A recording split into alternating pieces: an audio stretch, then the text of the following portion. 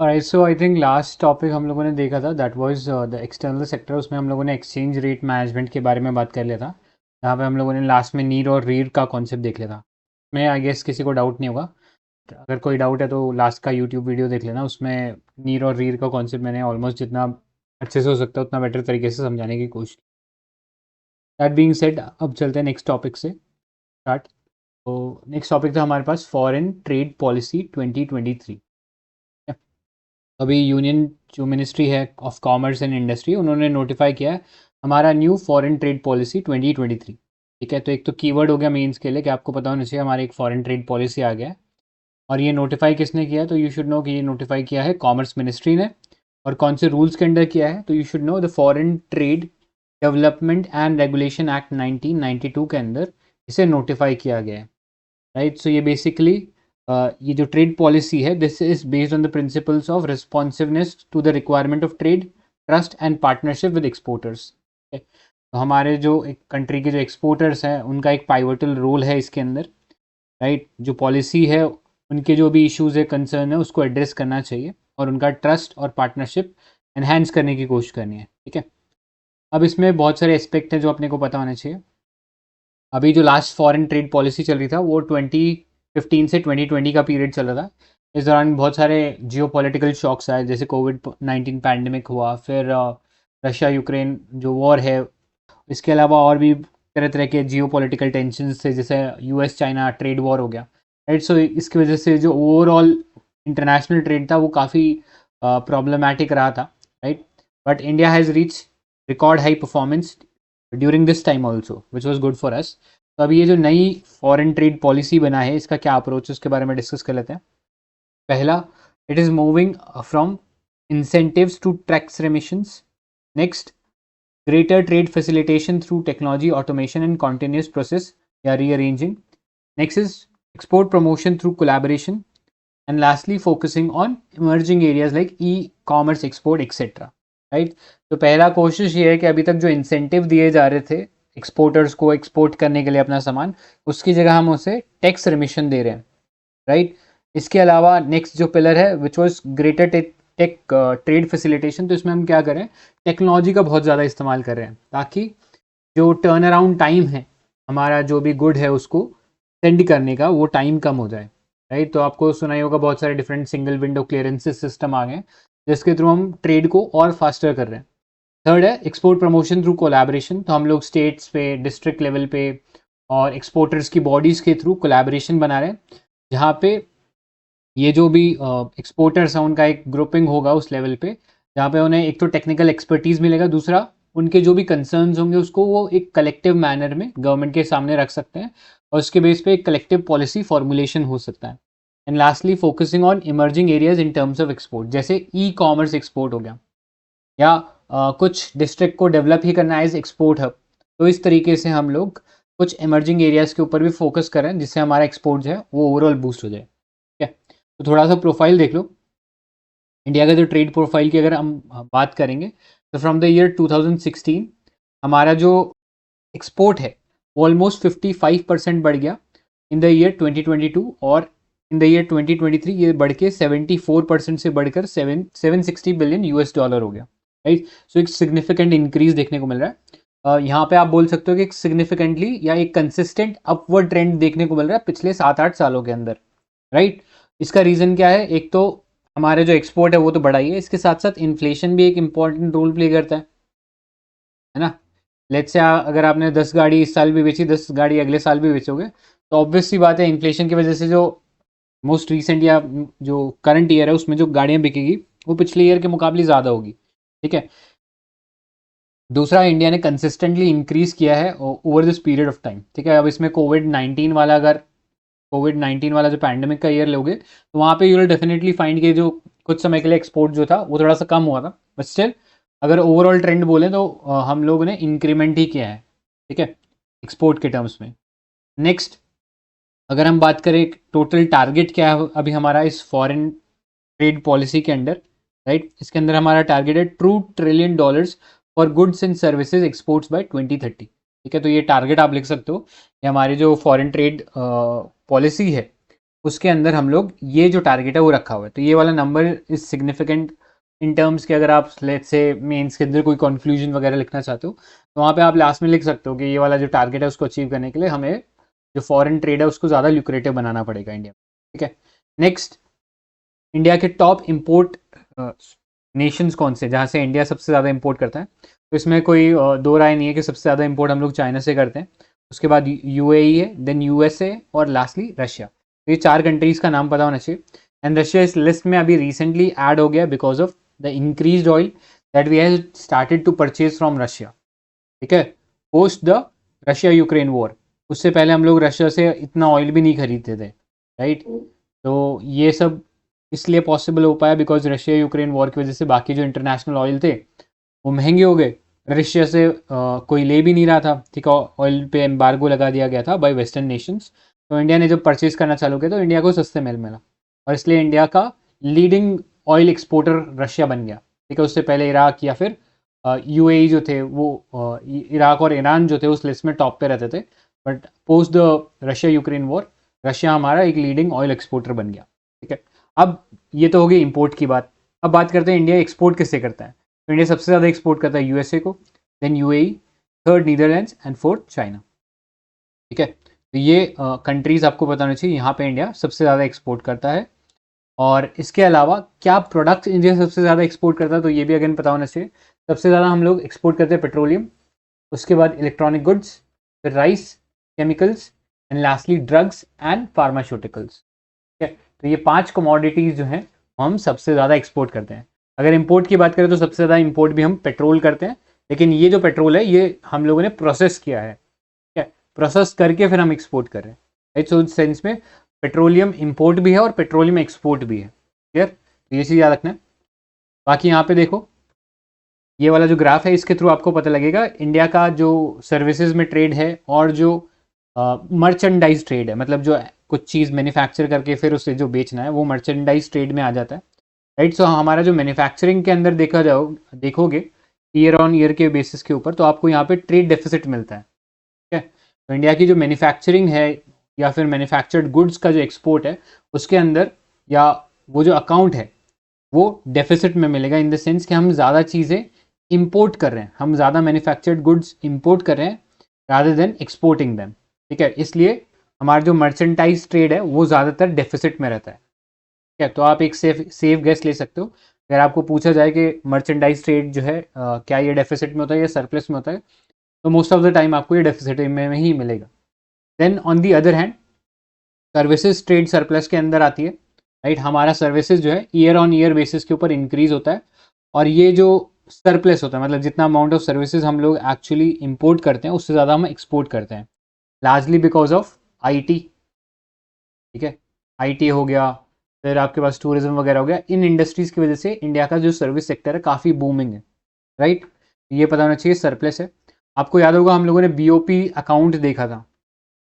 ठीक है, तो अगर मैं बात करूं सर्विसेज की तो सर्विसेज कौन से अकाउंट में आएगा बीओपी के अंडर, याद है किसी को?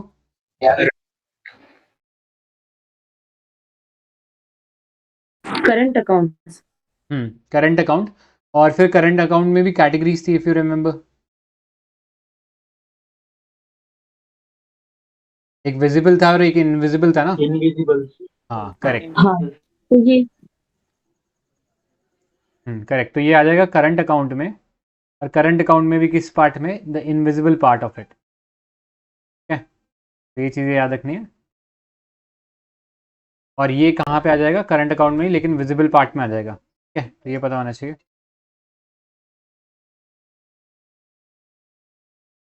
ऑलराइट, अब आगे चलते हैं, कितना था इसमें जाने लायक। अब इसी पॉलिसी के अंडर नेक्स्ट देखो trade facilitation and ease of doing business. तो अगर आपसे सवाल पूछा जाए ईज ऑफ डूइंग बिजनेस कौन निकालता है, आइडिया है किसी को? वर्ल्ड बैंक ने डिसकंटिन्यू कर दिया है, अभी नहीं हाँ निकाल। करेक्ट, पहले वर्ल्ड बैंक निकालता था, अभी डिसकंटिन्यू कर रखा है। ये तो इंडिया के अंदर भी हम लोकल लेवल पे ईज ऑफ डूइंग बिजनेस को प्रमोट करने की कोशिश कर रहे हैं। ठीक है, तो ये चीज़ पता होनी चाहिए।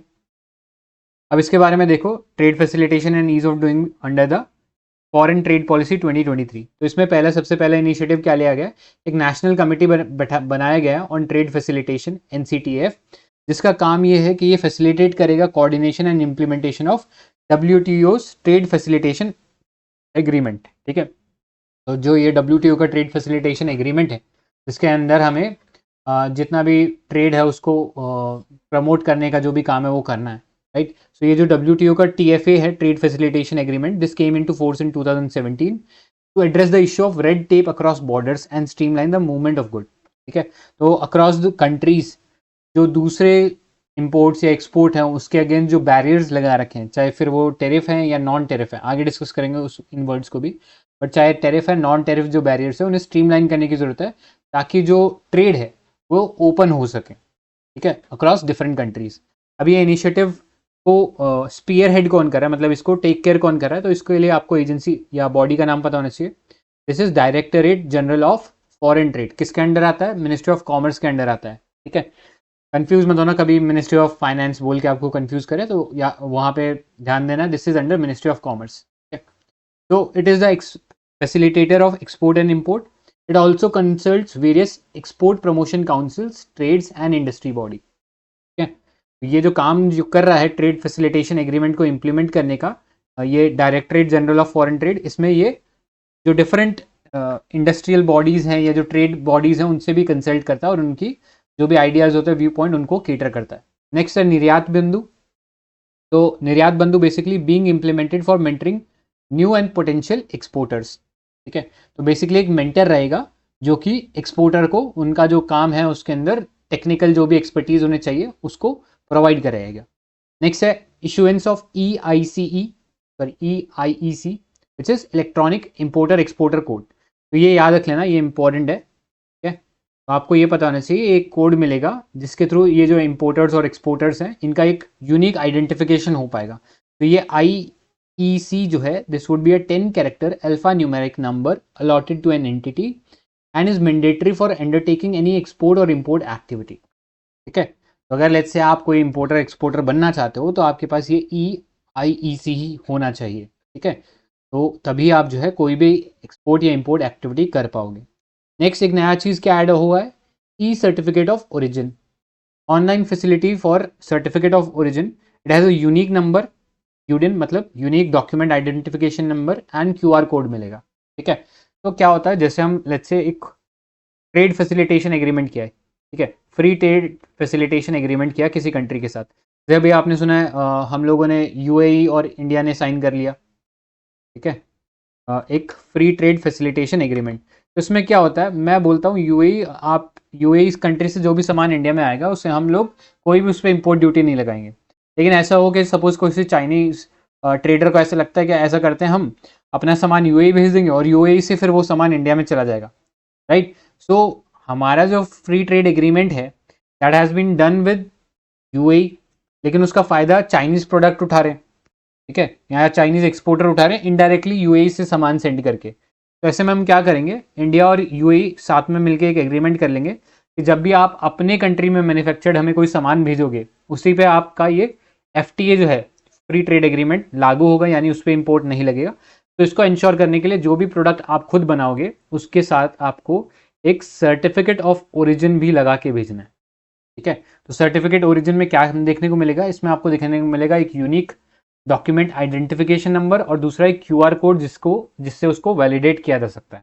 ठीक है, तो इससे मुझे पता लग जाएगा ये जो सामान एक्चुअली में UAE से इंडिया में आया है, पे ड्यूटी नहीं लगानी है, वो एक्चुअली UAE में बना है, राइट, रादर देन के वो चाइना से राउंड ट्रिप होके फिर इंडिया में आ गया, राइट। तो ऐसा नहीं होना चाहिए। तो उसके लिए सर्टिफिकेट ऑफ ओरिजिन भी एक इंपॉर्टेंट डेवलपमेंट है, तो एज टू इंश्योर कि जो सामान है वो जेन्युइनली UAE में ही बना है या उसी कंट्री में बना है जिसके साथ फ्री ट्रेड एग्रीमेंट हुआ है। ठीक है, नेक्स्ट है towns of export excellence for development and growth of export production centres. अब इनका जो वैल्यूएशन होगा that would be around 750 crore और मोर, तो उन्हें हम नोटिफाई कर देंगे as towns of export excellence, right. जहाँ जहाँ ऐसे एरियाज हैं इंडिया के अंदर which are known for some product और फिर उसमें 750 करोड़ से ज़्यादा का जो गुड्स है वो अगर एक्सपोर्ट हो रहे हैं तो उन्हें टाउन्स ऑफ एक्सपोर्ट एक्सीलेंस का दर्जा दिया जाएगा और ऐसे में उसे सेंटर से स्टेट से कुछ एडिशनल फंडिंग भी मिलेगी उस एरिया के डेवलपमेंट में। Next, rationalising the criteria of status holder certification. तो स्टेटस होल्डर सर्टिफिकेट बेसिकली दिया जाता है to export firms as business leader who have excelled in international trade and have contributed to country's foreign trade. ठीक है, तो basically ऐसी organisation जिन्होंने अपना जो भी लेट्स से कोई भी सेक्टर हो सकता है जिसमें वो कोई भी सामान एक्सपोर्ट कर रहे हो उसमें सबसे टॉप पे है, और इंडिया की जो फॉरेन ट्रेड है उसमें भी वो सिग्निफिकेंट कंट्रीब्यूशन करें, तो उनको रिकग्नाइज कर रहे हैं हम लोग इस पॉलिसी के अंदर, राइट। तो बेसिकली एक तरह का इंसेंटिव दे रहे हैं लोगों को कि आप भी अपने जो फील्ड है उसमें एक्सेलेंस की तरफ जाइए, तब आपको ये स्टेटस होल्डर का जो सर्टिफिकेट है ये दिया जाएगा। ठीक है, तो ये जो सेक्टर के अंदर टॉप बिजनेस लीडर्स होंगे जिन्होंने सबसे ज़्यादा इंटरनेशनल ट्रेड किया है उनको ये स्टेटस होल्डर का सर्टिफिकेट दिया जाएगा, which would be under the foreign trade policy 2023। तो बेसिकली एक इंसेंटिवाइजेशन हो गया या एक ऑनररी सर्टिफिकेट हो गया ऐसे लोगों को, तो एज टू रिकग्नाइज उनका जो कंट्रीब्यूशन सिर्फ बिजनेस में नहीं बल्कि इंडिया के डेवलपमेंट में भी उनका जो कंट्रीब्यूशन है उसको रिकग्नाइज करने के लिए ये स्टेटस होल्डर सर्टिफिकेट दिया जाएगा under the foreign trade policy 2023। ठीक है, आगे चलते हैं। नेक्स्ट देखो, export promotion initiatives by the foreign trade policy 2023। तो पहला जो में टॉपिक है जो अभी हम तुम लोगों ने थोड़ी देर पहले भी देखा था कि कुछ डिस्ट्रिक्ट्स को रिकग्नाइज करें हम लोग एक्सपोर्ट हब्स, राइट। तो एम ये है कि कुछ एरियाज़ में लेट्स से कोई बहुत सारी इंडस्ट्रीज हो सकती हैं, राइट। जैसे आप जाओ तमिलनाडु के अंदर, you will find along the जो कोस्ट लाइन है वहाँ पे बहुत सारे ऐसे टाउन्स डेवलप हो गए हैं जो कि बहुत स्पेसिफिक चीज़ें डेवलप करते हैं, राइट। जैसे अगर हम बात करें तमिलनाडु की, तो आपको पता है कि वहाँ पे जैसे तिरुपुर करके जगह है, तो वो बहुत ज़्यादा कपड़े एक्सपोर्ट के लिए फेमस है, राइट। जो चेन्नई हो गया वो बहुत ज़्यादा हम कह सकते हैं कि सर्विसेज के एक्सपोर्ट के लिए फेमस है, राइट। तो इस तरीके से डिफरेंट डिफरेंट जो एरियाज़ हैं उन्हें रिकग्नाइज किया जाएगा एक्सपोर्ट हब, और फिर उनका उसी हिसाब से डेवलपमेंट होगा। इसके साथ साथ यहाँ पे हमारे पास state export control promotion committee होगी, और डिस्ट्रिक्ट के लेवल पे भी एक डिस्ट्रिक्ट एक्सपोर्ट प्रमोशन कमेटी होगी जो कि स्ट्रैटेजाइज करेगी स्टेट और डिस्ट्रिक्ट लेवल पे कैसे प्रमोशन को एक्सपोर्ट को बढ़ावा देना है। ठीक है, इसके साथ साथ डिस्ट्रिक्ट एक्सपोर्ट एक्शन प्लान बनाया जाएगा जो कि डिस्ट्रिक्ट एक्सपोर्ट प्रमोशन कमेटी ही बनाएगी, और उसका ऑनलाइन मॉनिटरिंग होगा कि इस पर कितना काम एक्चुअली हो चुका है या इसको कितना एग्जीक्यूट किया जा चुका है। इसके अलावा एक्सपोर्ट प्रमोशन आउटरीच प्रोग्राम्स होंगे जिसमें जो मैन्युफैक्चरर्स है उन्हें branding, packaging, designing, marketing in सब की जानकारी दी जाएगी, और बाकी जो भी गवर्नमेंट स्कीम्स ऑलरेडी चल रही हैं एक्सपोर्ट प्रमोशन को लेके उसका भी कन्वर्जेंस किया जाएगा ताकि यहाँ पे जो मैन्युफैक्चरर्स हैं उनको ज़्यादा से ज़्यादा बेनिफिट मिले। इसके बाद नेक्स्ट है हमारे पास इसके under export promotion of capital goods scheme. ये इंपॉर्टेंट है, एक चीज़ याद रखना, हम लोग चाहते हैं कि इंडिया के अंदर ज़्यादा मैन्युफैक्चरिंग हो। ज़्यादा मैन्युफैक्चरिंग के लिए हमें कुछ गुड्स परचेज करने पड़ेंगे जिन्हें हम बोलते हैं कैपिटल गुड्स। कैपिटल गुड्स क्या होते हैं? ऐसे गुड्स जिनके थ्रू आप कुछ एडिशनल गुड्स बना सको या कंज्यूमेबल गुड बना सको, राइट। जैसे लेट्स से मुझे कोई कपड़ा डिज़ाइन करना है which would be a consumable good, ठीक है, लेकिन उस कपड़े को डिज़ाइन करने के लिए मुझे एक सिलाई मशीन चाहिए होगी, राइट। तो सिलाई मशीन एक मशीन है या एक गुड है जिससे मैं फर्दर और कोई गुड्स क्रिएट कर सकता हूँ। तो जो सिलाई मशीन है उस केस में that would be a capital good, ठीक है। तो इंडिया के अंदर ये कैपिटल गुड्स का प्रमोशन करना पड़ेगा ताकि ज़्यादा से ज़्यादा ये कैपिटल गुड्स आएँ और इंडियन जो मैन्युफैक्चरर्स हैं वो उससे और ज़्यादा गुड्स क्रिएट करें, ठीक है।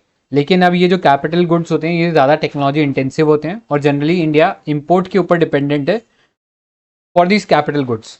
तो हम लोगों ने क्या किया कि जितने भी कैपिटल गुड्स होंगे उसके ऊपर हम लोग जो भी इंपोर्ट ड्यूटी वगैरह लग रही है वो जो इंपोर्टर है या जो भी मैन्युफैक्चरर है उससे वो ड्यूटी नहीं लेंगे, ठीक है। तो याद रखना, under the export promotion of capital goods schemes, import of capital goods at zero custom duty. तो इंडिया में जैसे ही कोई सामान बाहर से आता है उसके ऊपर एक कस्टम ड्यूटी लगती है, लेकिन अगर आप कोई कैपिटल गुड इंडिया के अंदर परचेज करके ला रहे हो फॉर मैन्युफैक्चरिंग तो आपको उसके ऊपर कोई कस्टम ड्यूटी नहीं देनी पड़ेगी if you are registered under this export promotion capital good scheme, right. ये पता होना चाहिए। अब एलिजिबिलिटी की बात करते हैं। तो ऐसा नहीं है कि कोई भी पर्सन जाके कल को मशीन ले आएगा और फिर बोलेगा कि मैं स्कीम के अंडर हूँ, तो ऐसा नहीं होगा। तो इसके लिए एलिजिबिलिटी कैसे डिसाइड होगी?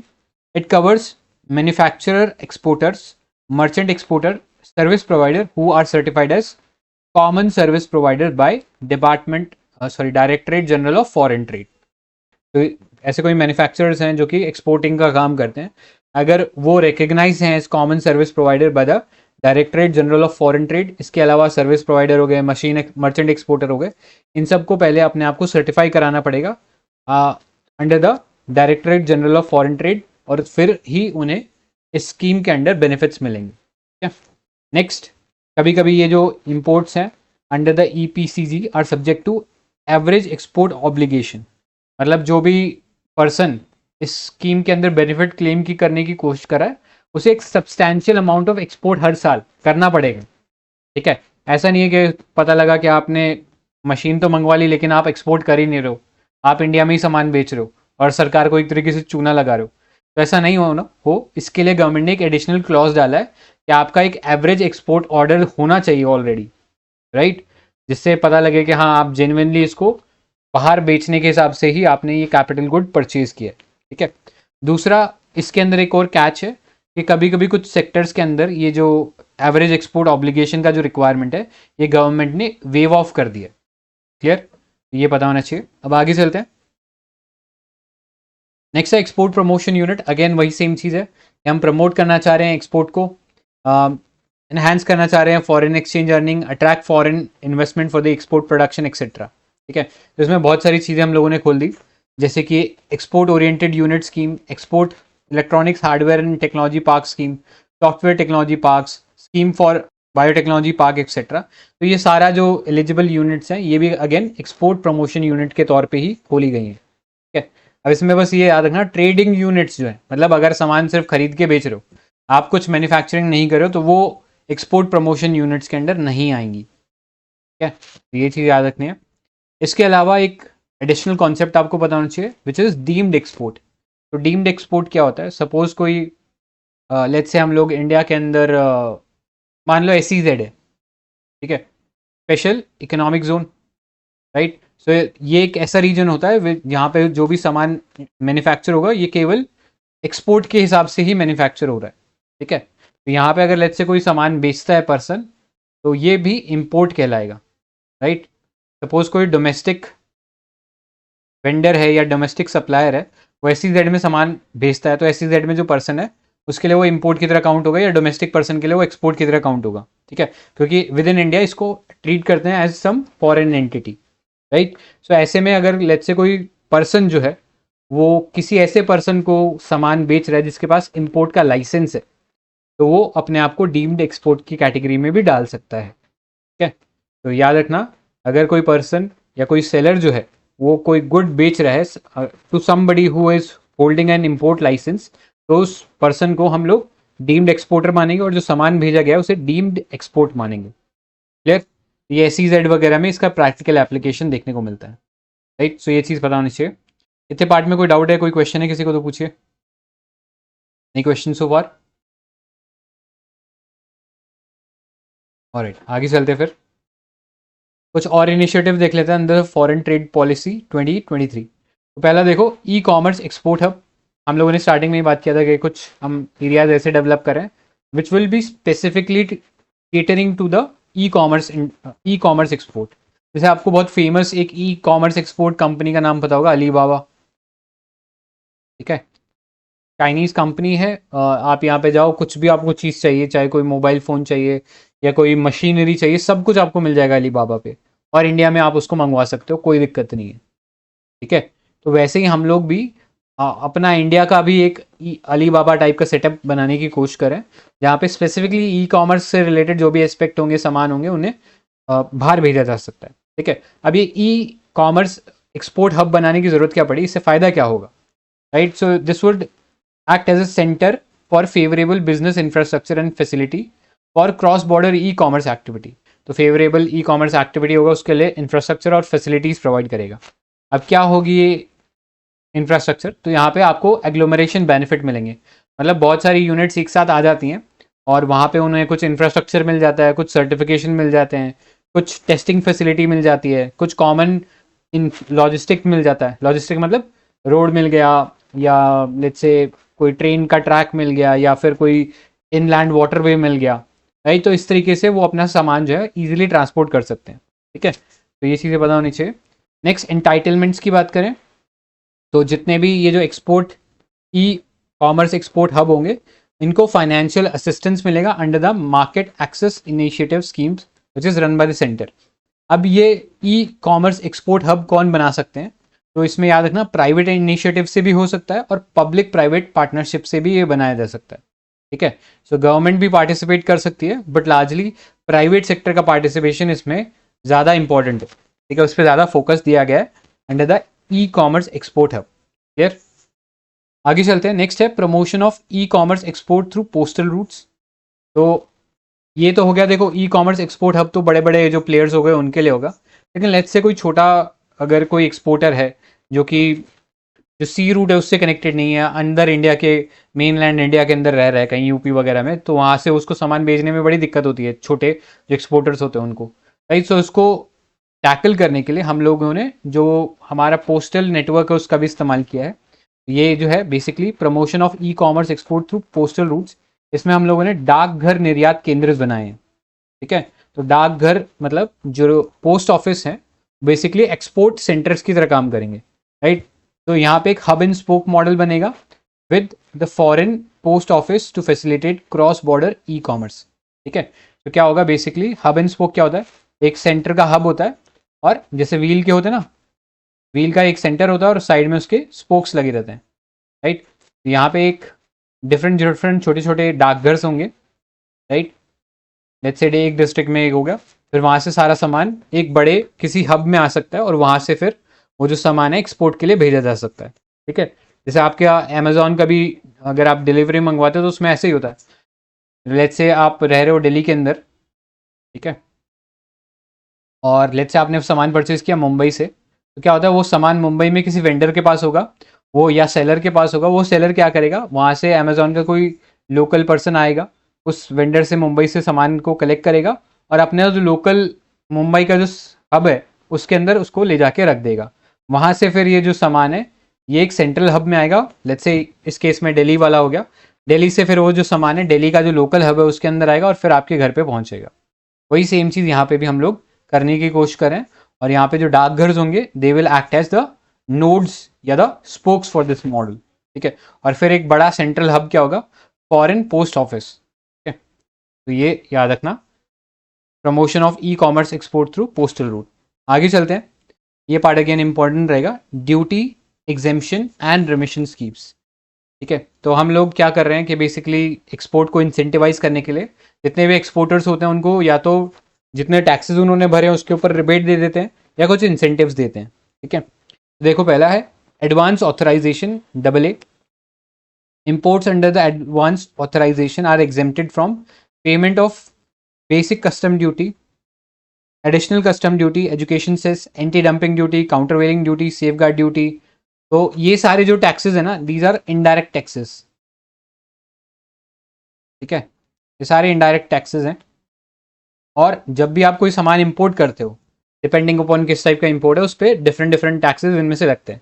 तो अगर आप ऐसा कोई सामान परचेज कर रहे हो जिसके ऊपर ये ड्यूटी लगती है, लेकिन अगर आप पहले से इसके लिए एडवांस ऑथराइजेशन ले लेते हो फ्रॉम मिनिस्ट्री ऑफ कॉमर्स, तो अब आपको उसके ऊपर ये सारी जो ड्यूटीज़ है वो पे नहीं करनी। और ये आपको कब बेनिफिट मिलेगा, जब आप वो सामान एक्चुअली एक्सपोर्ट गुड्स क्रिएट करने के लिए यूज़ करने वाले हो, तभी आपको ये बेनिफिट्स मिलेंगे। ठीक है, नेक्स्ट है ड्यूटी फ्री इंपोर्ट ऑथराइजेशन। तो duty free import authorisation shall be exempted only from payment of basic duty. तो एडवांस ऑथराइजेशन तो थोड़ा सा एडवांस था, मतलब इन द सेंस कि आप बहुत सारी इनडायरेक्ट टैक्सेस हो गए, चाहे कस्टम्स के हो गए, चाहे काउंटरवेलिंग ड्यूटी हो गया, डंपिंग ड्यूटी हो गया, इन सब के अगेंस्ट आपको प्रोटेक्शन मिलेगा, मतलब ये सब पे करने की जरूरत नहीं है। लेकिन अगर आपने केवल ड्यूटी फ्री इंपोर्ट ऑथराइजेशन ले रखा है तो आप सिर्फ बेसिक कस्टम ड्यूटी से बचे हुए हो, बाकी सारे जो इनडायरेक्ट टैक्सेस हैं आपके ऊपर लग सकते हैं। ठीक है, इसके बाद जो लेटेस्ट डेवलपमेंट है इसमें that is scheme for remission of duties and taxes on exported product. तो इसे शॉर्ट में हम RODTEP बोलते हैं, RODTEP, RODTEP स्कीम। तो ये अभी रिसेंटली इंट्रोड्यूस किया है गवर्नमेंट ने। तो its objective is to refund currently unrefunded duties, tax, levies at central, state and local level borne on the exported product। ठीक है, कहने का मतलब ये है, लेट्स से अगर आप कोई एक्सपोर्ट ओरिएंटेड प्रोडक्ट बना रहे हो तो उसके ऊपर चाहे कोई सेंट्रल टैक्स लगा है, चाहे कोई स्टेट टैक्स लगा है, या फिर आपकी लोकल जो म्यूनिसिपैलिटी या पंचायत है उसने भी जो टैक्स लगाया है, सारा का सारा आपको वापस रिमिट किया जाएगा, मतलब आपको वापस वो टैक्सेस दे दिए जाएंगे। तो एक तरीके से आपका जो गुड्स है वो थोड़ा चीपर हो जाएगा। ठीक है, तो ये जो स्कीम्स थी, इससे पहले क्या तरीका होता था, इंसेंटिव देते थे। ऐसा बोलते थे कि चलो आप ये एक्स अमाउंट ऑफ जो क्वांटिटी है इसको अगर एक्सपोर्ट करोगे तो हम आपको ऊपर से पैसा देंगे। ठीक है, लेकिन वो जो पॉलिसी था उससे कहीं ना कहीं ट्रेड डिस्टॉर्शन हो रहा था अकॉर्डिंग टू WTO। ठीक है, उससे ट्रेड डिस्टॉर्शन हो रहा था, तो गवर्नमेंट ने क्या किया, ये जो इंसेंटिव बेस्ड स्कीम्स थी इसको चेंज कर दिया इसका फॉर्म, और अब इसको स्कीम फॉर रेमिशन बना दिया। अब रेमिशन में हम बस इतना ही बोल रहे हैं कि भैया टैक्सेस हमारे इंडिया के अंदर बहुत ज़्यादा लगते हैं, तो हम इनके ऊपर बस टैक्स कम कर रहे हैं, हम इनको कोई अलग से इंसेंटिव नहीं दे रहे, तो इससे कोई मार्केट डिस्टॉर्ट नहीं हो रहा। ठीक है, तो अब इस तरीके से ये WTO कंप्लायंट हो गया है स्कीम, राइट। अदरवाइज क्या होता है, गवर्नमेंट जब भी सपोर्ट देती है ना बाहर से किसी भी इकोनॉमिक एक्टिविटी के लिए, तो it is considered violating WTO agreement norms. लेकिन क्योंकि अब गवर्नमेंट केवल जो टैक्सेस है उसका रेमिशन कर रही है, अलग से ऊपर से कोई फंड नहीं दे रही है एक्सपोर्टर्स को हेल्प करने के लिए, तो ऐसे में इसे ट्रेड डिस्टॉर्शन प्रैक्टिस नहीं माना जाएगा। क्लियर, तो ये डिफरेंस क्लियर होना चाहिए। अब ये नोटिफाई कौन करता है, this is notified by department of commerce of ministry of commerce and industry. और ये एडमिनिस्टर कौन करता है, तो this is administered by department of revenue under ministry of finance. तो बहुत इंपॉर्टेंट है ये क्लासिफिकेशन को अंडरस्टैंड करना।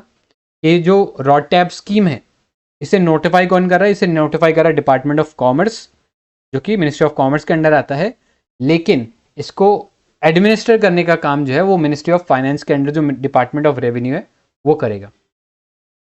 ये थोड़ा सा डिस्टिंक्शन आपको देखना है, ये दोनों मिनिस्ट्रीज का अलग अलग काम है इस स्पेसिफिक स्कीम को लेके, ये पता होना चाहिए। आगे चलो, नेक्स्ट देखो SCOMET स्कोमेट, ये है special chemicals organisms materials equipment and technology. ठीक है, अभी यही सेम जो है बेसिकली जो स्कीम है इसका अभी लेटेस्ट यूज़ भी आया था। ठीक है, अभी पहले एक बार ये बता देता हूँ फिर डिस्कस करेंगे लेटेस्ट अभी कहाँ देखा था इसका। तो पहला देखो, regulation of dual use item. तो ड्यूअल यूज आइटम क्या होते हैं, ऐसी चीज़ें जो कमर्शियल के पर्पस के साथ साथ उन्हें डिफेंस पर्पस के लिए भी इस्तेमाल किया जा सकता है। जैसे फॉर एग्जांपल एक सुपर कंप्यूटर। ठीक है, सुपर कंप्यूटर से आप कमर्शियल एक्टिविटीज़ तो कर ही सकते हो, इसके साथ साथ आप डिफेंस टेक्नोलॉजी में भी इसे इस्तेमाल कर सकते हो। आप इससे हाई एंड कोई न्यूक्लियर जो बॉम्ब है उसका कोई कोड है या उसकी जो कैलकुलेशंस है उसको रन कर सकते हो, राइट। आप साइबर अटैक करने के लिए भी सुपर कंप्यूटर का इस्तेमाल कर सकते हो। तो इस तरीके से सुपर कंप्यूटर एक ड्यूअल यूज टेक्नोलॉजी होगी, राइट। तो ऐसे में इस जो स्कीम है या जो ये एग्रीमेंट है इसके अंदर हम लोग ड्यूअल यूज जो टेक्नोलॉजी है उसका जो ट्रांसपोर्ट है उसको कंट्रोल करते हैं। ठीक है, under different obligation as well as multilateral export control regime. आपको पता होगा एक ग्रुपिंग है MTCR, पता है किसी को, what is MTCR, any idea? Missile technology control regime. Correct, missile technology control regime, है ना। तो इसमें क्या है कि जो मिसाइल टेक्नोलॉजी से रिलेटेड जो भी टेक्नोलॉजी है, हम लोग नहीं चाहते कि वो किसी अनवांटेड या नॉन स्टेट एक्टर के हाथ में पड़ जाए जो उससे कुछ नेगेटिव वेपन बना ले। ठीक है, तो ऐसी चीज़ों को टैकल करने के लिए हम लोगों ने ये कंट्रोल रिजीम्स बनाए हैं। तो इसी के साथ कंप्लाइंट करने के लिए WTO के जो WTO के अंडर जो ट्रेड करें उसमें भी ये चीज़ ऐड किया गया कि आप ड्यूअल यूज जो आइटम्स हैं उसको रेगुलेट करो as per different multi lateral control regimes. Clear, तो नेक्स्ट देखो इसके अंदर SCOMET जो लिस्ट है, India's national export control list एक बनाया हुआ है जिसके अंदर हम लोग इंश्योर करेंगे कि कुछ सर्टेन आइटम्स जो कि ड्यूअल यूज के लिए इस्तेमाल हो सकते हैं उनका एक्सपोर्ट ना हो, या अगर उसका इंपोर्ट हो रहा है तो उसका इंपोर्ट भी रिस्ट्रिक्ट करें। ठीक है, फिर जो SCOMET का आइटम्स है, they are regulated under the weapons of mass destruction and their delivery system act 2005। ठीक है, वेपन ऑफ मास डिस्ट्रक्शन और उनके डिलीवरी सिस्टम मतलब मिसाइल्स की बात हो रही है बेसिकली। ऐसी कोई टेक्नोलॉजी जिससे मिसाइल बन सके उन सब को हम रेगुलेट करते हैं through this weapon of mass destruction and their delivery system act 2005। इसमें अगर ऐसा कोई आइटम है जो कि SCOMET लिस्ट के अंदर है तो उसका एक्सपोर्ट जो है वो परमिटेड नहीं है, राइट, जब तक कि गवर्नमेंट उसके लिए कोई एक स्पेशल अप्रूवल नहीं दे देता, राइट। तो यहाँ पे आप देखो, में देख भी सकते हो डिफरेंट हमारे पास आइटम्स हैं जो कि रेस्ट्रिक्टेड है जिसका यूज़ वगैरह, ठीक है। तो यहाँ पे देखिए आपको दिखेगा न्यूक्लियर मटेरियल है, तो न्यूक्लियर मटेरियल अगर आपको लेट्स से परचेज भी करना है और लेट्स से किसी भी पर्पस के लिए, तो आपको पहले परमिशन लेनी पड़ेगी डिपार्टमेंट ऑफ एटॉमिक एनर्जी से, या अगर आपको कोई टॉक्सिक केमिकल एजेंट या अदर केमिकल इंपोर्ट करना है, एक्सपोर्ट करना है, तो उसके लिए directorate general of foreign trade से परमिशन लेनी पड़ेगी, राइट। ऐसे ही डिफरेंट डिफरेंट आपके पास चीज़ें मिल जाएगी। जैसे सपोज हम लोग आजकल डिफेंस एक्सपोर्ट के ऊपर ध्यान दे रहे हैं, ठीक है। तो अगर लेट्स से आपको कोई म्यूनिशन या कोई हथियार जो है वो एक्सपोर्ट करना है, तो आपको किससे परमिशन लेनी पड़ेगी? आपको मिनिस्ट्री ऑफ डिफेंस से परमिशन लेनी पड़ेगी। तो ये अलग अलग लिस्ट है, अगेन काम का नहीं है, क्योंकि सिंपली लॉजिक लगा के आप फिगर आउट कर सकते हो कि कौन सा मिनिस्ट्री होगा। एक्सपोर्ट एक्सेप्ट फॉर म्यूनिशन और न्यूक्लियर मटेरियल, बाकी सारा जो काम है वो directorate general of foreign trade देखता है, ठीक है। तो यहाँ से आप इजीली फिगर आउट कर सकते हो कॉमन सेंस से कि अगर कोई मटेरियल इंडिया में इंपोर्ट करना है तो किसकी परमिशन आपको लेनी पड़ेगी, ठीक है। अब आगे चलते हैं, नेक्स्ट देखो, free trade agreement in India. तो अभी हम लोगों ने यूएई जो है उसके साथ एक bilateral investment treaty BIT sign किया है, तो इसलिए ये वाला जो टॉपिक है ये न्यूज़ में हो जाता है। अब ये जो FTA या PTA है या कस्टम यूनियन क्या होता है ये थोड़ा सा देख लेते हैं, राइट। सो ये बेसिकली दो कंट्रीज़ के बीच में जो ट्रेड प्रमोशन करने के लिए कुछ एग्रीमेंट साइन किए जाते हैं, उसका एक डिग्री होता है, राइट। लेट्स से अगर दो कंट्रीज़ आते हैं, या इस केस में UAE और इंडिया का एग्जाम्पल ले लेते हैं, ये दोनों कंट्रीज़ आते हैं और एक दूसरे के साथ ये एग्री करते हैं कि हम एक दूसरे के जो प्रोडक्ट्स हैं उसके ऊपर जो लगने वाला इम्पोर्ट ड्यूटी है या जो टेरिफ बैरियर है, टेरिफ बैरियर मतलब जो भी टैक्सेस वगैरह लगा रहे हैं वो कुछ प्रोडक्ट्स पे कम कर देंगे, ठीक है। So that would be considered as a preferential trade agreement, ठीक है। कुछ एक आइटम्स के ऊपर दोनों कंट्रीज के बीच में समझौता बन जाता है कि हाँ हम ये वाला जो प्रोडक्ट है इसके ऊपर कोई अलग से ज़्यादा इम्पोर्ट ड्यूटी नहीं चार्ज करेंगे, that is preferential trade agreement.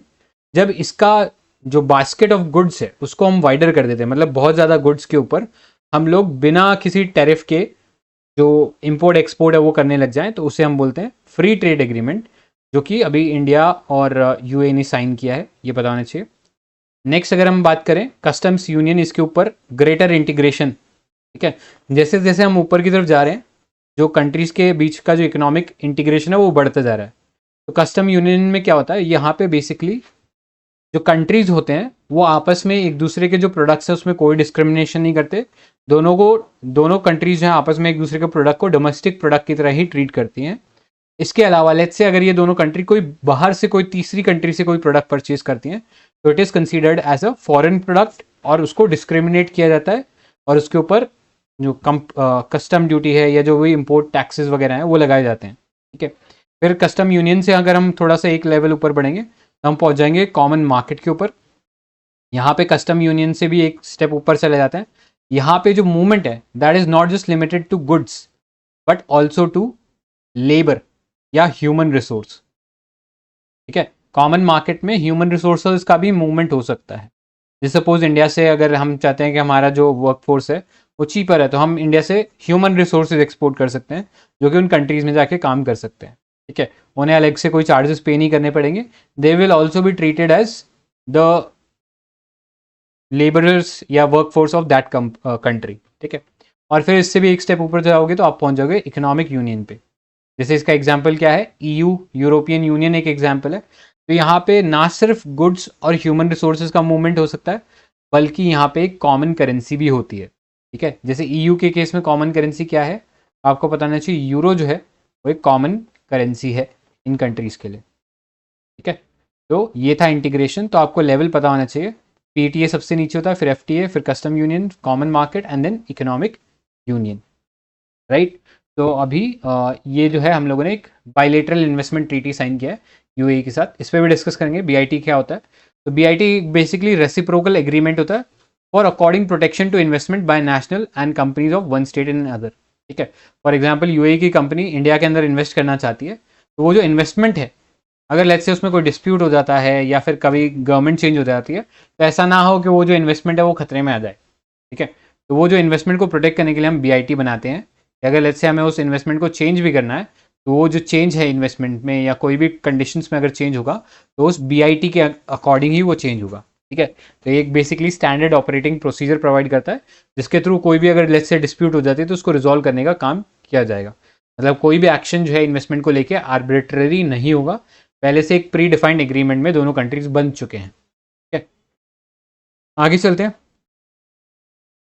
एक चीज याद रखना, FTA जो है that also covers intellectual property, apart from that investment, government procurement और कंपटीशन पॉलिसी भी कवर करता है, ठीक है। It's not just limited to goods but इसके अलावा भी सर्विसेज हो गया, इंटेलेक्चुअल प्रॉपर्टी राइट्स, इन्वेस्टमेंट वगैरह को भी कवर करता है FTA। अब एक चीज याद रखना, FTA को रिकॉग्नाइज किया गया as a discriminatory practice under the fundamental principle of WTO। तो WTO का काम क्या है? फ्री एंड ओपन ट्रेड की बात करता है, फ्री एंड फेयर ट्रेड की बात करता है, ठीक है। कंट्रीज के बीच में एक ओपन और फ्री ट्रेड होना चाहिए। लेकिन लेट्स से कोई कंट्री क्या बोलती है कि हम बाकी कंट्रीज के साथ नहीं बट सिर्फ मैं एक जिस कंट्री के साथ फॉरेन ट्रेड एग्रीमेंट कर रहा हूँ, ठीक है, फ्री ट्रेड एग्रीमेंट कर रहा हूँ, बस वो दो कंट्री आपस में एक दूसरे का सामान जो है वो सस्ते दाम पर खरीदेंगे और बेचेंगे। लेकिन अगर कोई दूसरी कंट्री से सामान आता है तो उसके अगेंस्ट डिस्क्रिमिनेट करेंगे क्योंकि उसके ऊपर वो लोग ज़्यादा टैक्सेस लगाएंगे, ठीक है, उसके ऊपर इंपोर्ट ड्यूटीज वगैरह लगेंगी। तो ऐसे में जो थर्ड कंट्री का जो सामान है वो थोड़ा सा लेस कॉम्पिटेटिव हो जाएगा या उसके लिए उतना फ्री ट्रेड नहीं बचेगा। तो ऐसे में this is recognized as a discriminatory practice, however this is also authorized under the WTO regime, ठीक है। कि ये WTO मानता है कि हाँ ये चीज़ डिस्क्रिमिनेटरी है बट उसको कहीं ना कहीं सही भी मानता है इन द सेंस एटलीस्ट दो कंट्री तो आपस में फ्री ट्रेड एग्रीमेंट कर रही है, ठीक है, आपस में दोनों वो कंट्री एटलीस्ट फ्रीली ट्रेड कर रही है, तो ये पता होना चाहिए। नेक्स्ट बात करते हैं इंडिया और FTA की। तो इंडिया ने अभी साइन किया 13 FTA विद वेरियस कंट्रीज। तो यहाँ पे नाम देख सकते हो, Sri Lanka, Nepal, Bhutan, Thailand, Singapore, south Korea, Japan, Malaysia, Mauritius, UAE, Australia etcetera, ठीक है। और भी कंट्रीज के साथ बात चल रही है बट अभी वो टाइम लगेगा उस सब चीज़ों को फॉर्मलाइज करने में। एनीवेज, तो रिसेंट डेवलपमेंट और क्या क्या हुआ है FTAs के अंदर। तो पहला एक इनोवेटिव डिज़ाइन बना गया। For the first time India has included digital trade with in the ambit of FTA with UAE। तो ये भी अगेन इंपॉर्टेंट है कि हम डिजिटल ट्रेड को भी कवर कर रहे हैं, ठीक है। अभी तक जो ज़्यादातर ये जो ट्रेड्स होते थे ये मैन्युफैक्चर्ड गुड्स को लेकर ही होते थे, लेकिन अब डिजिटल ट्रेड जो है उसको भी कवर कर रहा है UAE के साथ जो हम लोगों ने FTA साइन किया है। इसके अलावा जो नॉन टेरिफ बैरियर्स हैं उसको रिड्यूस करने के ऊपर भी बात की गई है बिटवीन इंडिया एंड ऑस्ट्रेलिया, ठीक है। आगे डिस्कस करेंगे नॉन टेरिफ बैरियर क्या होते हैं बट अभी के लिए इतना याद रख लो कि जो UAE के साथ हम लोगों ने जो FTA साइन किया है वहाँ पे डिजिटल ट्रेड भी एम्बिट में इंक्लूड किया गया है, ठीक है। आगे चलते हैं, नेक्स्ट टॉपिक देखो, ग्लोबल ट्रेड बैरियर्स। तो अभी WTO ने बेसिकली एक इशू फ्लैग किया है कि जो इंटरनेशनल ट्रेड है इसमें काफ़ी फ्रेगमेंटेशन देखने को मिल रहा है बिकॉज बहुत सारी कंट्रीज़ की डिस्प्यूट्स आ रही हैं related to increment in the trade barriers, ठीक है। अब ट्रेड बैरियर्स दो टाइप के होते हैं। ट्रेड बैरियर नाम से पता लग रहा है कि ट्रेड के अंदर कोई आप ऑब्स्टेकल क्रिएट कर रहे हो, तो this could be tariff barrier, मतलब कोई टैक्स लगा सकते हो आप, या आप नॉन टैरिफ बैरियर लगा सकते हो। नॉन टैरिफ बैरियर क्या होते हैं? जैसे आपने सपोज कोई कोटा लगा दिया, इतना ही सामान जो है इंडिया के अंदर आप ला सकते हो। जैसे चाइना में आपने सुना होगा मूवीज़ जो है फॉरेन कोटे से बहुत कम मूवीज़ ही जो है वो एक्चुअली दिखाई जा सकती हैं, ठीक है। Around 33 to 34 movies he foreign जो मूवीज़ हैं वो एक्चुअली चाइना में दिखाई जा सकती हैं, ठीक है। तो उन्होंने एक नॉन टैरिफ बैरियर लगा रखा है मूवीज़ को या एंटरटेनमेंट के ऊपर, राइट। या फिर फाइटोसैनिटरी मेजर्स होते हैं कि कंट्रीज़ क्या बोलते हैं कि अगर इस सामान में ये वाला हमें मटेरियल मिल गया तो हम उसे इंपोर्ट नहीं करेंगे। जैसे इंडिया का जो मसाले होते हैं उसमें बोल देते हैं कि ये टॉक्सिन है, या इंडिया का जो बासमती चावल है उसमें बोल देते हैं कि ये वाला टॉक्सिन है, इसकी वजह से हम रिजेक्ट कर रहे हैं ये वाला माल, इसको हम इंपोर्ट ही नहीं होने देंगे अपनी कंट्री में। तो इस सब को बोलते हैं नॉन टेरिफ बैरियर, ठीक है। तो ये जो दोनों ही टेरिफ और नॉन टेरिफ बैरियर्स अभी WTO की जो रिपोर्ट थी उसमें बताया गया कि दोनों ही जो चीज़ें हैं वो कॉज ऑफ कंसर्न है फॉर द ग्लोबल ट्रेड, ठीक है। अब आगे बात करते हैं टेरिफ नॉन टेरिफ बैरियर। तो बता दिया मैंने, जनरली जो नॉन टेरिफ बैरियर्स होते हैं उनमें यही कोटा या फिर कोई फाइटोसैनिटरी मेजर्स वगैरह वगैरह आ जाते हैं, और क्योंकि वो कोई टैक्स नहीं है इसलिए नॉन टेरिफ बैरियर इन्हें बोला जाता है, ठीक है। तो यहाँ पे आप देख सकते हो टेक्निकल बैरियर क्या होते हैं, these are sanitary and phytosanitary measures. और नॉन टेक्निकल बैरियर्स क्या होते हैं अंडर नॉन टेरिफ बैरियर्स, तो इसमें ट्रेड प्रोटेक्टिव मेजर्स हो गए, राइट। जैसे कोई कंट्री चाहती है कि हम बहुत ज़्यादा सामान कंट्री के अंदर इंपोर्ट करेंगे तो उससे क्या हो सकता है, हमारी डोमेस्टिक मैन्युफैक्चरिंग हार्म हो सकती है। तो ऐसे में ट्रेड प्रोटेक्टिव मेजर्स लगा सकते हैं, वो एक कोटा सिस्टम लगा सकते हैं। इसके अलावा रूल्स ऑफ ओरिजिन लगा सकते हैं, ठीक है, जैसे जो अभी हम लोगों ने बात किया सर्टिफिकेट ऑफ ओरिजिन की थोड़ी देर पहले, वो आ सकता है। या इसके अलावा एक्सपोर्ट रिलेटेड मेजर्स भी इसके अंदर आ सकते हैं। क्लियर? तो ये चीज़ें आपको याद होनी चाहिए under the different types of tariff and non tariff barriers. Alright, बाकी तो आई थिंक ये चीज़ें तो डिस्कस कर ही ली हम लोगों ने, तो आगे चलते हैं। नेक्स्ट देखो, एक बॉडी के बारे में आपको पता होना चाहिए, United nation conference on trade and development, UNCTAD, ठीक है। ये जो बॉडी है, यूएन का बॉडी है, इसने रिपोर्ट निकालता है ट्रेड एंड डेवलपमेंट रिपोर्ट 2023। तो इसके नाम में ही है ट्रेड एंड डेवलपमेंट, तो यहाँ से आप इजीली फिगर आउट कर सकते हो कि अगर सिंपली सवाल यही आ जाए कि कौन सी जो बॉडी है वो ट्रेड एंड डेवलपमेंट रिपोर्ट निकालती है, तो आप इसके नाम में ही देख सकते हो ट्रेड एंड डेवलपमेंट इसके नाम में ही है, तो डेफिनेटली ये वाली बॉडी होगी। ये जो रिपोर्ट है, इसके थ्रू हमें बहुत सारी इन्फॉर्मेशन पता लगती है कि करंटली जो ग्लोबल ट्रेड है वो कैसे चल रहा है, या अभी ये जो डेटा हमें मिला कि जो टेरिफ और नॉन टेरिफ बैरियर्स है वो बढ़ गए हैं इन द ग्लोबल ट्रेड। ये भी रिपोर्ट हमें, ये भी जो डेटा है हमें इस ट्रेड एंड डेवलपमेंट रिपोर्ट 2023 से पता लगा, ठीक है। इसके अलावा कुछ और रिपोर्ट्स भी ये निकालता है जो अपने को पता होना चाहिए। एक निकालता है world investment report, digital economy report, technology and innovation report, and lastly review of maritime transport, ठीक है। जिसमें से ये 3 जो रिपोर्ट्स है काफ़ी इंपॉर्टेंट है, ये याद रखना, ठीक है। इसके अलावा अगर हम बात करें UNCTAD की फॉर्मेशन की, तो ये बेसिकली यूएन असेंबली के थ्रू एस्टैब्लिश हुआ था इन द ईयर 1964, और ये एक परमानेंट इंटरगवर्नमेंटल बॉडी है ऑफ यूनाइटेड नेशंस, ठीक है। तो इसमें 95 मेंबर्स हैं इंक्लूडिंग इंडिया। इसका मेन फोकस क्या है, ट्रेड एंड डेवलपमेंट पे है, इन्वेस्टमेंट पे है, टेक्नोलॉजी इनोवेशन और मैक्रो इकोनॉमिक्स और डेवलपमेंट पॉलिसीज़ के ऊपर इसका मेन फोकस रहने वाला है, ठीक है। ये पता होना चाहिए। इतने पार्ट में कोई डाउट है, कोई कन्फ्यूजन है तो बताइए।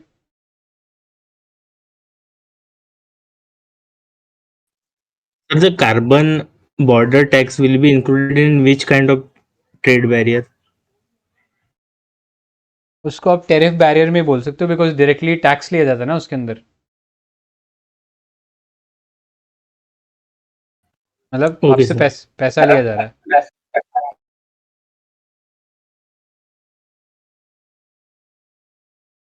और कोई डाउट किसी को?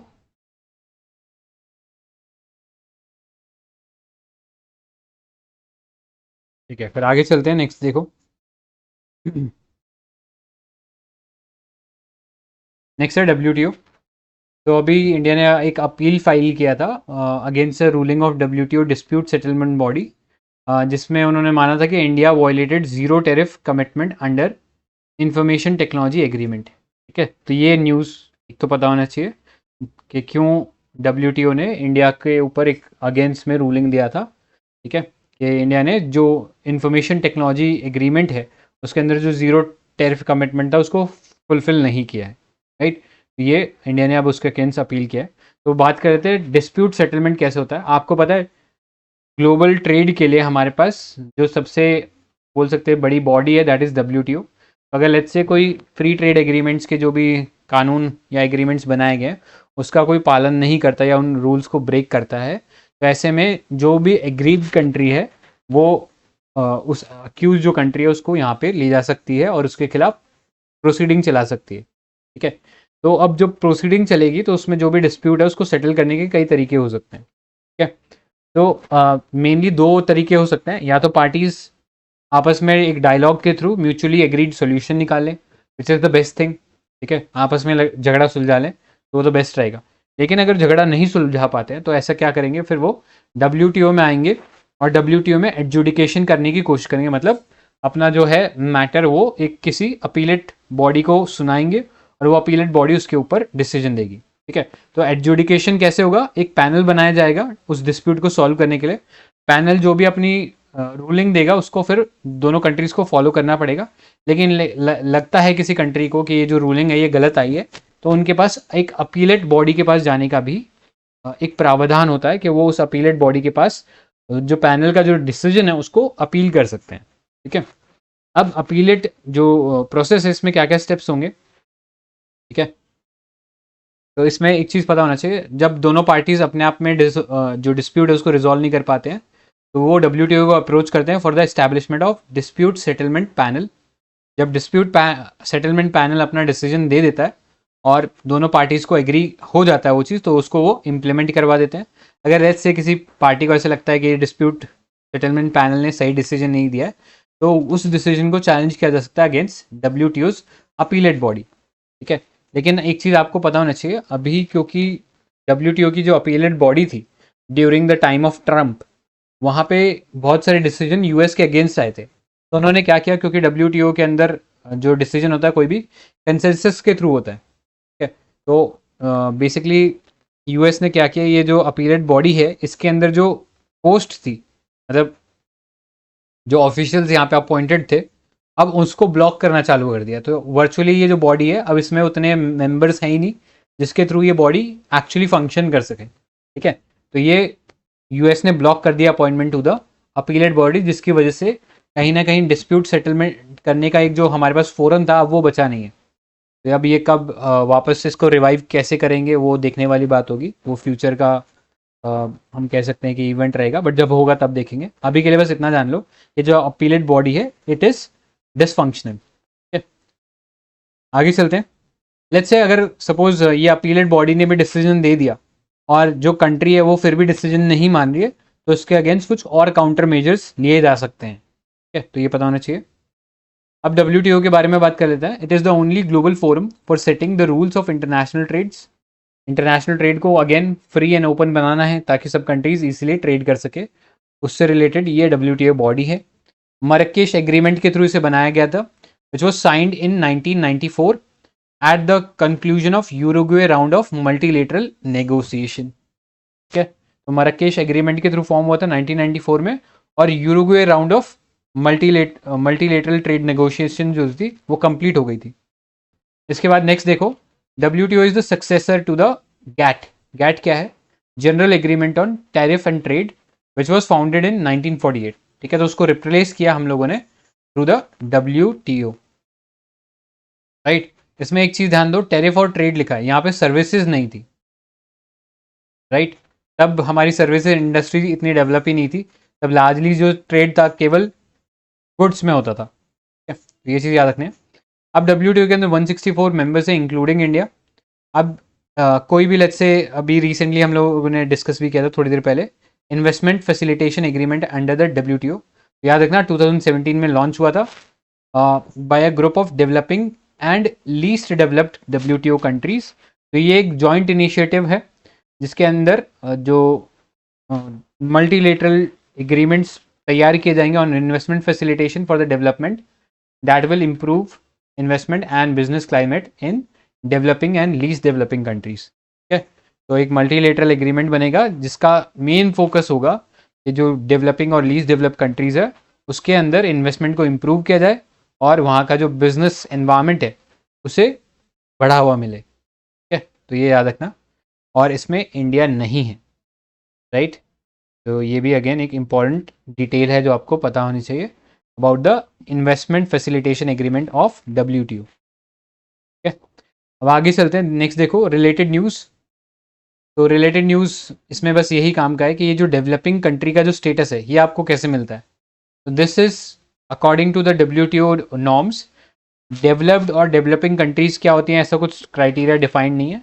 कंट्रीज़ अपने हिसाब से अपना जो भी स्टेटस है वो डिसाइड कर सकती हैं। ठीक है, तो इनिशियली क्या हो रहा था, अगर कोई कंट्री अपना स्टेटस डेवलपिंग रखती है तो उसे डेवलप कंट्रीज से कुछ फ़ायदा मिलता है। ठीक है, कुछ कंसेशन मिलते हैं, उसके जो इंपोर्ट्स होते हैं थोड़े से चीपर होते हैं, कम इंपोर्ट ड्यूटी लगाई जाती है।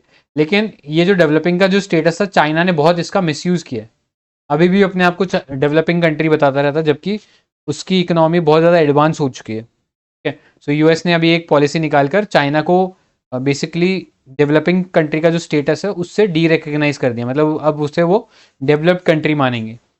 राइट, तो इनफैक्ट इंडिया के ऊपर भी यही एलिगेशन लगता है कि इंडिया की इकोनॉमी बहुत ज़्यादा रोबस्ट है और वो ज़बरदस्ती फिर भी डेवलपिंग कंट्री का जो टैग है उसका गलत इस्तेमाल कर रहे हैं, ठीक है। बट हमें पता है कि कंट्री में कितनी पॉवर्टी है, कितना अनएम्प्लॉयमेंट है, राइट। सो वो चीज़ें हमें पता है, बट वो अपना पर्सपेक्टिव रख रहे हैं, डेवलप नेशन, ठीक है, वो उनका पर्सपेक्टिव है, हमें अपना पर्सपेक्टिव पता है, और इसलिए अभी भी हम ये डेवलपिंग कंट्री का जो स्टेटस है उसको यूज़ करें, ठीक है।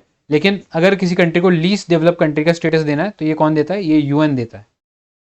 तो अगर बात करें कोई कंट्री लीस्ट डेवलप्ड कंट्री है, तो उसको अगेन बहुत ज़्यादा कंसेशन मिलेंगे in terms of import duties, right. तो ऐसे में उनके जो सामान आएंगे लीस्ट डेवलप्ड कंट्रीज़ के, काफ़ी चीपर आएंगे, ठीक है। और रीज़न भी आपको पता है, क्योंकि ये कंट्रीज़ वैसे ही बहुत ज़्यादा इकोनॉमिक पावर्टी से जूझ रही है, तो ऐसे में इनको थोड़ी हेल्प हो जाए, इसके लिए इन्हें कंसेशन दिए जाते हैं डेवलप कंट्रीज़ में और डेवलपिंग कंट्रीज़ में भी, ठीक है। ये था अबाउट द WTO। अब आगे चलते हैं। नेक्स्ट कॉन्सेप्ट देखो, डी डॉलराइजेशन। ये भी अगेन ये टर्म काफ़ी वोग है, मतलब काफ़ी ज़्यादा पॉपुलर है, इन द सेंस कि अब सारी कंट्रीज़ जो हैं वो कहीं ना कहीं यूएस का जो डोमिनेशन है उसको कम करने की कोशिश करें इन द इंटरनेशनल ट्रेड। तो इसी डी डॉलराइजेशन की तरफ ब्रिक्स ने एक बहुत इंपॉर्टेंट स्टेप उठाया है। ब्रिक्स बेसिकली प्रोसेस में है in creating a new currency for cross border movement, for cross border payment, ठीक है। अपना खुद का एक करेंसी बनाएंगे जिससे आपस में ये अपना जो भी ट्रेड है उसको सेटल कर पाएंगे, ठीक है। इसके साथ साथ अभी इंडिया ने और मलेशिया ने एग्री किया है to settle trade in Indian rupees in addition to the current mode of settlement in other currencies, ठीक है। तो अब इंडिया और मलेशिया इंडियन रुपी के अंदर भी अपना ट्रेड जो है वो सेटल कर सकते हैं। इसके अलावा आपने सुना होगा रुपी रूबल ट्रेड, रुपी रूबल ट्रेड इंडिया और रशिया के बीच में। तो ये सारे जो स्टेप्स हैं कहीं ना कहीं दिखाते हैं कि we are heading towards de dollarization. तो डी डॉलराइजेशन यही है कि हम लोग बेसिकली जो यूएस की करेंसी के ऊपर, यूएस डॉलर के ऊपर जो डिपेंडेंस है फॉर इंटरनेशनल ट्रेड, उसे कम करने की कोशिश करें, ठीक है। अब कोई कंट्री को कैसे रिकग्नाइज किया जाता है as currency of global level या ग्लोबल करेंसी के तौर पे? तो एक तो ओपन इकोनॉमी होनी चाहिए, कैपिटल अकाउंट कन्वर्टिबिलिटी होनी चाहिए, पॉलिटिकल और इकोनॉमिक स्टेबिलिटी होनी चाहिए, और एक्सेप्टेबिलिटी एंड ट्रस्ट होना चाहिए, ठीक है। तो अगर इंडिया की बात करें तो इंडिया अभी सभी पैरामीटर्स पे थोड़ा थोड़ा लैकिंग है, राइट। हमारी इकोनॉमी भी पूरी ओपन नहीं है, पूरा कैपिटल अकाउंट कन्वर्टिबिलिटी भी नहीं है, राइट। पॉलिटिकल इकोनॉमिक स्टेबिलिटी में भी कभी कभी क्वेश्चन आ जाता है, जैसे हम लोगों ने अचानक से डीमोनेटाइजेशन कर दिया, ठीक है। तो ये हमारे थोड़े से क्रेडेंशियल इस सेंस में थोड़े से खराब हो जाते हैं। बट धीरे धीरे due to the large size and the fast growth of Indian economy, हमारे ये जो पैरामीटर्स हैं अब थोड़े से इंप्रूव कर रहे हैं। अभी कैपिटल अकाउंट कन्वर्टिबिलिटी वाला इश्यू आपको पता ही है, हमारे कंट्री में केवल पार्शियल कैपिटल अकाउंट कन्वर्टिबिलिटी अभी तक अलाउड है, राइट। इससे रिलेटेड कमेटी भी आपको पता होनी चाहिए, तारापुर कमेटी है इससे रिलेटेड, जो बात करती है, मतलब बार बार ये कमेटी का गठन किया गया है और इन्होंने डिफरेंट लेवल पे अपना आउटकम जो दिया है वो कैपिटल अकाउंट कन्वर्टिबिलिटी के ऊपर अपना डिसीजन दिया है। जो लास्ट इनका रिकमेंडेशन था वो यही था कि थोड़ा थोड़ा जब इकोनॉमी और रोबस्ट हो जाए तो हम फुल कैपिटल अकाउंट कन्वर्टिबिलिटी कर सकते हैं, ठीक है। तो अब वो कब कर सकते हैं ये तो नहीं बताया इन्होंने, लेकिन इन्होंने एक क्राइटेरिया दे दिया है कि yes we are capable to move towards a capital account convertibility regime, ठीक है। ये पता होना चाहिए। अब आगे चलते हैं। अब डी डॉलराइजेशन हो क्यों रहा है, क्यों इतना पॉपुलर हो रहा है? तो पहला है वेपनाइजेशन ऑफ ट्रेड, ठीक है। कुछ कंट्रीज ने इसे एक हथियार या आर्म ट्विस्टिंग का तरीका बना लिया है। जैसे अभी क्या हुआ, जब रशिया ने अटैक किया यूक्रेन को, तो रशिया को बहुत सारी कंट्रीज ने या यूएस ने जो यूएस डॉलर्स है उसके अंदर ट्रेड करने से रोक दिया, ठीक है। अब कोई भी उनका जो कंपनी है वो यूएस डॉलर्स के अंदर ट्रेड नहीं कर सकती, उनके ऊपर सैंक्शन लगा दिए। इसके अलावा उन्हें स्विफ्ट नेटवर्क से बाहर कर दिया, which was society for world wide inter bank financial telecommunications, इससे भी बाहर कर दिया गया, राइट। सेम चीज़ जब मर्जी होता है तब कभी ईरान को बाहर कर देते हैं, कभी नॉर्थ कोरिया को बाहर कर देते हैं। तो ऐसी इस सिचुएशन में ये कंट्रीज़ का जो सॉवरेनिटी है कहीं ना कहीं हार्म हो जाती है, ठीक है। और बाकी कंट्रीज़ भी देख सकती है कि उनको भी एक आइडिया मिलता है कि अगर हम भी कभी लेट्स से फॉल आउट कर गए यूएस के साथ, तो हमारे साथ भी ये चीज़ हो सकती है, ठीक है। तो अपना जो भी इशू है, अपना जो भी वल्नरेबिलिटी है उसको कम करने के लिए डी डॉलराइजेशन की तरफ मूव कर रहे हैं। नेक्स्ट है न्यू एमर्जिंग इकोनॉमी। अभी तक जो सारे पावर हाउसेस थे वो, वर्ल्ड की जो सुपर पावर था वो यूएस बना हुआ था इतने पिछले एक 2 दशकों की बात करें तो US was a super power, ठीक है, in terms of at least economy. तो अब क्या हो रहे हैं, नए सेंटर्स ऑफ इकोनॉमिक पावर्स बन रहे हैं स्पेशली इन एशिया, जहाँ पे इंडिया हो गया और जापान था एक टाइम में। अब चाइना का राइज हो रहा है, ठीक है, चाइना का युआन या चाइनीज रेनमिनबी, ठीक है, अब इस करेंसी का राइज हो रहा है। ये भी जब इनका ट्रेड बढ़ता है तो ये कंट्रीज भी कोशिश करेंगी कि अपने ही करेंसी के अंदर ट्रेड को सेटल करें। नेक्स्ट है visible benefit of diversification, right. हो सकता है कभी किसी करेंसी का जो डोमेस्टिक पॉलिसीज की वजह से उस करेंसी पे प्रेशर आ जाए, वैसे में it's good to diversify your forex reserve. And lastly manipulation by US. आपको पता है यूएस का जो फेडरल रिजर्व होता है वो जब भी इंटरेस्ट रेट हाइक करता है या फिर वो इंटरेस्ट रेट को थोड़ा सा एक्सपैंड करता है, तो वहाँ पे हमको देखने को मिलता है कि जो मनी सप्लाई है वो चेंज हो जाता है मार्केट में, राइट, जिससे बाकी करेंसीज जो है उसके ऊपर सिग्निफिकेंटली इम्पैक्ट पड़ता है। तो आपने एक टर्म भी सुना होगा, टेपर टैंट्रम, ठीक है। जब यूएस का जो फेडरल रिजर्व है वो अपनी जो इंटरेस्ट रेट्स है उनको हाइक करता है, तो इंडिया से पैसा वो जो इन्वेस्टर्स है वो निकाल कर ले जाते हैं, राइट। सो इसको टेपर टैंट्रम बोलते हैं, ठीक है। तो these are some of the reasons why de dollarization is taking place. अब बात करते हैं बेनिफिट्स क्या हैं। तो बेनिफिट्स, एक तो जो सिस्टमिक वल्नरेबिलिटीज़ हैं वो कम हो जाएंगी या सिस्टमिक रिस्क कम हो जाएंगे, एक्सपोर्ट कॉम्पिटिटिवनेस बढ़ जाएगा, ग्रेटर कंट्रोल आ जाएगा डेट मैनेजमेंट के ऊपर, ठीक है। कंट्रीज जो है वो इजीली जो डेट है या जो फॉरेक्स रिजर्व है उसको मैनेज कर सकती है। Next, reduction in borrowing cost, ठीक है। अब आपको जो भी करेंसी है जो कि ज़्यादा रिलायबल है, चीपर है, उसमें आप जो एक्सटर्नल लोन है उसे उठा सकते हो। नेक्स्ट, अट्रैक्ट करेगा फॉरेन इन्वेस्टमेंट, ठीक है। And lastly, enhance monetary policy flexibility, right. So ये सारे बेनिफिट्स होंगे हमारा डी डॉलराइजेशन से, राइट। और इसीलिए इंडियन गवर्नमेंट और बाकी सब governments of the world are also focusing on de dollarization. और इसी डी डॉलराइजेशन के लिए कुछ और ग्लोबल इनिशिएटिव लिए गए हैं apart from the BRICS one. आपको पता होना चाहिए, पीपल्स बैंक ऑफ चाइना, इसने एक global sovereign digital currency governance का एक प्रपोजल दिया था बैंक फॉर इंटरनेशनल सेटलमेंट को, ठीक है, BIS को, राइट। तो ये पता होना चाहिए। इसके अलावा African continental free trade area है, ये बेसिकली जो अफ्रीका का जो कॉन्टिनेंटल कंट्रीज़ का जो ग्रुपिंग है वो बेसिकली आपस में एक लोकल करेंसी के थ्रू ट्रेड करना चाहते हैं, ठीक है। इसके अलावा यूरोपियन जो सेंट्रल बैंक का टारगेट 2 सिस्टम है from 2007 enables EU member to conduct trade and financial transaction in euros, ठीक है। तो ये कुछ ग्लोबल इनिशिएटिव है जिससे डी डॉलराइजेशन को केटर किया जा रहा है, राइट। अब इंडिया ने क्या और स्टेप्स लिए हैं फॉर इंटरनेशनलाइजेशन ऑफ रुपी या for de dollarization of economy, ठीक है। क्योंकि अगर हम इंटरनेशनलाइजेशन ऑफ रुपी कर रहे हैं तो बाय वर्च्यू ऑफ इट हम कहीं ना कहीं डी डॉलराइजेशन की तरफ ही काम कर रहे हैं, ठीक है। तो जैसे डिफरेंट कंट्रीज़ के साथ रुपीज़ के अंदर ट्रेड सेटलमेंट करना, जैसे हम लोगों ने देखा मलेशिया के साथ या फिर लेट्स से ईरान के साथ या फिर रशिया के साथ, ठीक है, या मलेशिया के साथ। तो ये सब कंट्रीज़ के साथ हम लोग रुपीज़ के अंदर ही ट्रेड सेटलमेंट करने की बात करें। इसके अलावा इंडिया ने लॉन्च किए थे मसाला बॉन्ड्स या रुपी डिनोमिनेटेड बॉन्ड्स। बेसिकली कोई इंडियन कंपनी है जो कि पैसा उठाना चाहती है बाहर से, वो रुपी के फॉर्म में उस पैसे को उठा सकती है और रुपी के फॉर्म में ही उसे पे करना पड़ेगा। तो जब ये बॉन्ड्स इस्तेमाल करेंगे तो इन बॉन्ड्स को हम मसाला बॉन्ड्स बोलेंगे, ठीक है, because these are rupee denominated bonds, right. ये पता होना चाहिए। इसके अलावा हम लोगों ने खोला एक वॉस्त्रो नॉस्त्रो अकाउंट, ठीक है, वॉस्त्रो नॉस्त्रो अकाउंट। इसके बारे में पता है वॉस्त्रो नॉस्त्रो क्या होता है? नहीं बड़ी फॉरेन बैंक अगर डोमेस्टिक कंट्री में अपने अकाउंट्स खोलती है तो दैट इज वोस्त्रो, और नोस्त्रो डोमेस्टिक जब फॉरेन कंट्री में खोलती है अकाउंट तो दैट इज नोस्त्रो।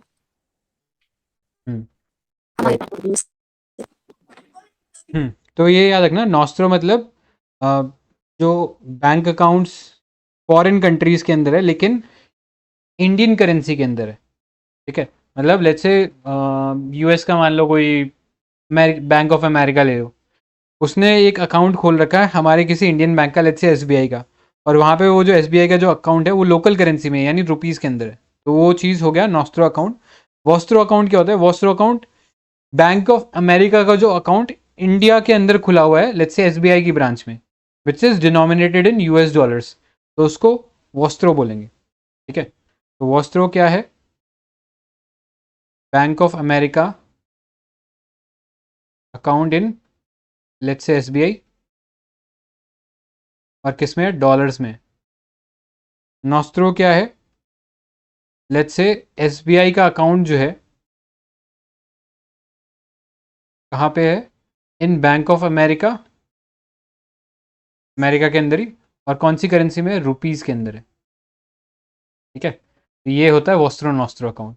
बेसिकली आपस में एक दूसरे का जो पैसा है वो सेटल कर सकते हैं to the vostro nostro special accounts, ठीक है। तो ये पता होना चाहिए, राइट। इसके अलावा करेंसी स्वैप एग्रीमेंट्स होते हैं, राइट। जैसे हमारा आपको पता है ब्रिक्स के अंदर भी करेंसी स्वैप एग्रीमेंट है, और कंट्री डिफरेंट कंट्रीज़ के साथ, इंक्लूडिंग आसियान जो है, सॉरी आसियान नहीं, इंडिया का ग्रुपिंग क्या है? सार्क है ना, ठीक है। सार्क के अंदर भी हम लोगों ने बाकी कंट्रीज़ के साथ करेंसी स्वैप एग्रीमेंट करा हुआ है। जैसे फॉर एग्जांपल लेट्स से अगर हम बात करें, श्रीलंका का अभी बीओपी क्राइसिस हो गया, ठीक है।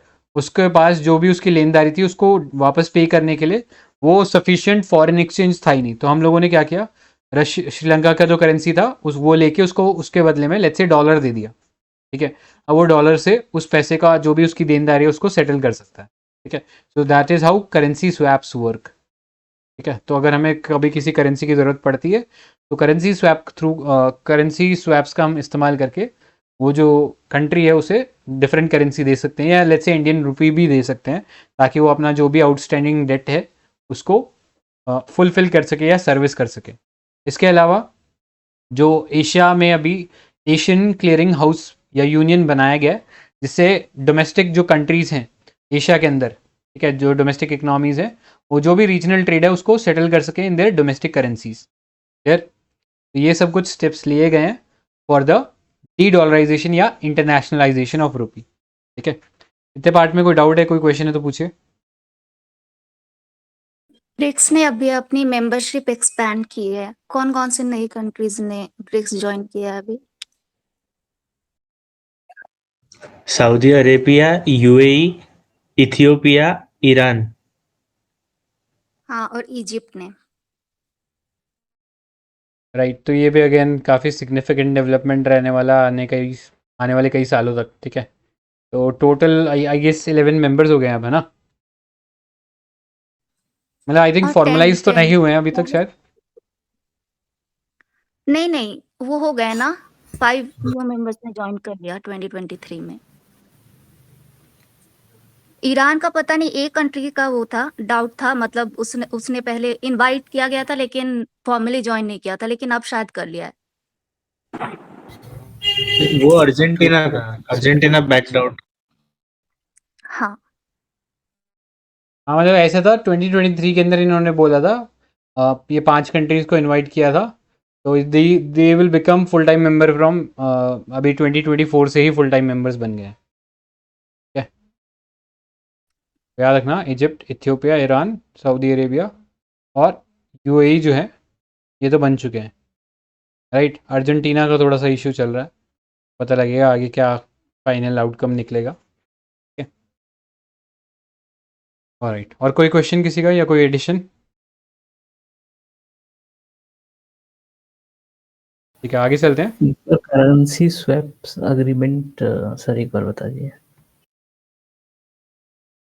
Currency swap agreement basically type का ना, लेट्स से लास्ट रिजॉर्ट जिसको हम बोलते हैं, कि फॉर एग्जांपल बीओपी क्राइसिस आपके पास आ गया और आपके पास सफिशिएंट फॉरेक्स रिजर्व ही नहीं है, राइट। सपोज आपने डॉलर परचेज किया, सपोज आपने ऑयल परचेज किया, वो कौन सी करेंसी में किया? डॉलर में, ठीक है। अब आपने ऑयल परचेज तो कर लिया लेकिन आपको पेमेंट देने के अंदर पेमेंट देने के लिए आपके पास सफिशिएंट डॉलर ही नहीं है, ठीक है। तो आप क्या करोगे? दूसरी कंट्री के पास जाओगे जिससे आपका करेंसी स्वैप एग्रीमेंट होगा, उसको आप बोलोगे कि ये लो हमारी करेंसी डोमेस्टिक रख लो, इसके बदले आप हमें कोई दूसरा करेंसी दे दो, ताकि हम ये जो ऑयल का जो हम लोगों ने परचेज किया है इसको हम पे कर पाएँ, ठीक है। That is what is currency swap agreement, clear है। मतलब आसान भाषा में इसका यही मतलब है कि आप उसकी करेंसी बदल के उसे कोई दूसरी करेंसी दे रहे हो, ताकि उसका जो भी डेट ऑब्लिगेशन है या जो भी उसकी देनदारी है उसको वो पूरा कर पाए, क्लियर। ये सर। ठीक है, आगे चलते हैं फिर। नेक्स्ट टॉपिक देखो, रेमिटेंसेस। तो world bank recently release an annual report migration and development brief leveraging diaspora financing for private capital mobilization. ठीक है, तो ये रिपोर्ट तो यही है केवल, माइग्रेशन एंड डेवलपमेंट ब्रीफ जो ये हर साल निकालता है, ये इसका अभी थीम रहा था, leveraging diaspora finances for private capital mobilization. ठीक है, तो ग्लोबल रेमिटेंसेज जो हैं ये इंक्रीज करे हैं इन दैट ईयर 2023, अब पहुंच गए हैं ये $860 बिलियन और 3% का इंक्रीमेंट हुआ है। आपको पता है रेमिटेंसेज क्या होता है? बेसिकली वो पैसा जो कि कोई किसी कंट्री के जो सिटीजन्स है जो कि दूसरी कंट्री में रह रहे हैं वहाँ पे अर्न करें और वापस पैसा जो है अपने घर पे भेज रहे हैं। ठीक है, और जनरली जब भी कोई पैसा आता है तो उसके बदले में कोई सामान दिया जाता है, बट इस केस में क्योंकि फैमिली वाले अपने फैमिली के लिए वो पैसा भेज रहे हैं तो इसके बदले कोई सामान नहीं दिया जाता। तो आपको याद ही होगा हम लोगों ने जब बीओपी पढ़ा था तो this was coming under which part? कौन से अकाउंट में आता है, करंट में या कैपिटल में? रेमिटेंसेस करंट अकाउंट, करंट, और करंट में भी कौन से में? Transfers, transfer, yes, invisible. पता होना चाहिए। आगे चलते हैं। अब ज़्यादातर ये जो रेमिटेंसेस गए हैं ये लो और मिडिल इनकम कंट्रीज़ को गए हैं। ये तो कोई कॉमन सेंस से भी बता देगा, क्योंकि पैसा देखो जो लो इनकम कंट्रीज़ वाले लोग हैं वही हाई इनकम कंट्रीज़ में जाएंगे, काम करेंगे और वापस पैसा भेजेंगे। ठीक है, ये तो बट ऑब्वियस सी बात है।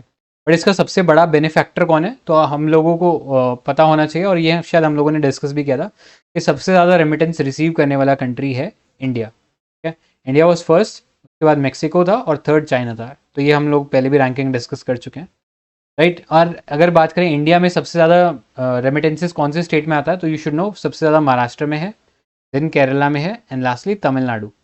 लास्टली मतलब ये टॉप 3 है। ठीक है, महाराष्ट्र, केरला, तमिलनाडु। अगर कंट्रीज़ की बात करें कौन सी कंट्री से सबसे ज़्यादा रेमिटेंसेस आता है, तो यहाँ पे यूनाइटेड स्टेट्स फर्स्ट नंबर पे है, फिर यूएई सेकंड नंबर पे और थर्ड नंबर पे यूनाइटेड किंगडम्स। ठीक है, तो इन दोनों में रैंकिंग बदलता रहता है, कभी यूएई ऊपर आ जाता है, कभी यूनाइटेड स्टेट आ जाता है, बट लार्जली जो है आपको यही कुछ ऑर्डर देखने को मिलेगा। ठीक है, फर्स्ट सेकंड थर्ड का। अब आगे चलते हैं। अब इंपॉर्टेंस की बात करते हैं रेमिटेंसेस के, तो बेसिकली ये ट्रांसफ़र है मनी बाय इंडिविजुअल्स जो कि जनरली माइग्रेंट वर्कर्स होते हैं to their family in the country. अब मैक्रो पर्सपेक्टिव में देखें तो इंडिया जैसी कंट्री के लिए remittances account for 3% of India GDP. ठीक है, तो आप समझ सकते हो कितना बड़ा नंबर है कि इंडिया के जो लोग हैं बाहर जाके काम कर रहे हैं और इंडिया को इतना पैसा भेज रहे हैं which is equal to 3% of India GDP. ठीक है, तो आपको पता है जब भी हम कोई सामान खरीदते हैं तो उसके बदले कुछ बेचना पड़ता है, कुछ देना पड़ता है, बट इस केस में कुछ भी देना नहीं पड़ रहा, सिंपली एक इनकम है ये। ठीक है, तो हमारा जो करंट अकाउंट डेफिसिट जो चलता रहता है ना, उसको क्वेश्चन करने का या उस गैप को फिल करने का काम जो है ये रेमिटेंसेस करते हैं। ठीक है, तो एक बहुत इंपॉर्टेंट रोल प्ले कर रहा है। प्लस जिन लोगों के हाथ में जाते हैं उनके लिए क्या बनता है? उनके लिए ये डिस्पोजेबल इनकम बनती है। ठीक है, तो हमारी जो स्पेंडिंग पावर है वो बढ़ती है। जब हमारा एक्सपेंडिचर बढ़ेगा तो हमारा जीडीपी भी बढ़ता है। आपको पता है जीडीपी कैलकुलेट करने का एक तरीका ही एक्सपेंडिचर मेथड होता है। ठीक है, इसके अलावा रेमिटेंसेज जो हैं they are the second largest major source of external financing after services export. ये इकोनॉमिक सर्वे 22-23 ने बोला था। ये भी एक अगेन इंपॉर्टेंट डेवलपमेंट है जो आपको पता होना चाहिए। ठीक है, आगे चलते हैं। अब बात करते हैं वर्ल्ड बैंक ग्रुप के बारे में। तो वर्ल्ड बैंक जो है बेसिकली हम लोग जनरली वर्ल्ड बैंक बोलते हैं, but is actually collection of group of 5 institution. तो कौन कौन है उसमें? 5 इंस्टीट्यूशन कौन कौन से है ये पता होना चाहिए। पहला है IBRD, ठीक है, which is international bank for reconstruction and development. तो ये ग्लोबल कोऑपरेटिव टाइप का बैंक है जिसमें 129 मेंबर कंट्रीज़ हैं। इसका काम क्या है? इसके जितने भी मेंबर कंट्रीज़ हैं वहाँ पे लोन्स प्रोवाइड करना, cheaper loans, soft loans, guarantees देना, रिस्क मैनेजमेंट प्रोडक्ट्स देना, एडवाइजरी सर्विसेज देना to middle income and credit worthy low income countries. ठीक है, नेक्स्ट है फिर हमारे पास IDA, सेकेंड इंस्टीट्यूशन है, which is international development association, जो हेल्प करता है वर्ल्ड की पुअरेस्ट कंट्रीज़ को। ठीक है, उन्हें ज़ीरो इंटरेस्ट या बहुत ही सॉफ्ट इंटरेस्ट या लो इंटरेस्ट लोन्स प्रोवाइड करता है ताकि वो इजीली अपना डेवलपमेंट कर सके और रिड्यूस कर सके इनइक्वालिटी, पॉवर्टी को रिड्यूस कर सके, राइट। फिर थर्ड है हमारे पास institution which is the International Finance Corporation. It is a private sector arm of the World Bank. तो ये जितनी भी प्राइवेट सेक्टर कंपनीज होती हैं उनको लोन प्रोवाइड करता है ताकि वो ऐसी लीस्ट डेवलप कंट्रीज़ में जाएँ और वहाँ पे पावर्टी रिडक्शन का काम कर सके। फिर फोर्थ है हमारे पास मल्टीलेटरल इन्वेस्टमेंट गारंटी एजेंसी। तो उसका काम बेसिकली ये है कि जो पब्लिक प्राइवेट इन्वेस्टमेंट सपोज एक कंट्री ने दूसरी कंट्री के अंडर करी है तो उसको प्रोटेक्ट करे, ठीक है। तो ये जो गारंटीज होती है उससे रिलेटेड कि कोई भी जो इन्वेस्टमेंट है वो प्रोटेक्टेड रहेगी दूसरी कंट्री के अंदर, उसको इंश्योर करने का काम ये मीगा करता है, विच is the multilateral investment guarantee agency. And lastly हमारे पास है international Centre for Settlement of investment dispute. तो अगर कंट्रीज के बीच में इन्वेस्टमेंट को लेके कोई डिस्प्यूट हो जाती है तो बेसिकली ICSID के पास आ सकते हैं, which is also known as Washington convention या International Centre for Settlement of Investment Disputes. तो ये 5 बॉडीज हैं which are collectively known as the World Bank group, ठीक है। अब आपसे क्वेश्चन रहेगा, is India a member of all these 5 institutions और नॉट? यस या no? Not the fifth. ICSID का मेंबर नहीं है India. Very good, very good. तो ICSID का India is not a member, क्योंकि इंडिया का ये मानना है कि कोई भी अगर डिस्प्यूट है आपको कोई भी इन्वेस्टमेंट या ट्रेड से रिलेटेड, तो पहले इंडिया का जो जुरिडिक्शन है एटलीस्ट उसे पहले आप ट्राई करो और फिर आप उसे बाहर लेके जाओ, ठीक है। इंडिया के हर एग्रीमेंट में आपको यही चीज़ मिलेगा। तो क्योंकि ICSID जो है ये बेसिकली यही बोलता है कोई भी डिस्प्यूट है तो आप यहाँ पे आके उससे रिजॉल्व करो। तो इंडिया इस चीज़ के फेवर में नहीं है। इंडिया चाहता है कि पहले इंडिया के डोमेस्टिक जो भी लेजिस्लेशन है या जो जुडिशरी है उसके थ्रू आप पहले अपना जो भी डिस्प्यूट है उसको सॉल्व करवाओ। For that reason India is not joined ICSID, बाकी चारों का इंडिया मेंबर है, ठीक है। अब क्या क्या रिपोर्ट्स निकालता है थोड़ा ये पता होना चाहिए। तो ease of doing business report निकालता है, जो हमें पता है कि डिसकंटिन्यू कर दी गई है। UPSC ने एक बार ease of doing business report के पैरामीटर्स पूछे थे, ठीक है, प्रीलिम्स के अंदर। फिर नेक्स्ट है economic prospect, global economic prospect निकालता है। Next global financial development report निकालता है। Commodity market outlook, poverty and shared prosperity report, and lastly world development report. तो ये कुछ सिग्निफिकेंट रिपोर्ट है जो कि वर्ल्ड बैंक निकालता है, ठीक है। इतने पार्ट में कोई डाउट है, कोई क्वेश्चन है तो पूछिए। Sir, please explain that economic survey statement. ये वाला रेमिटेंसेस,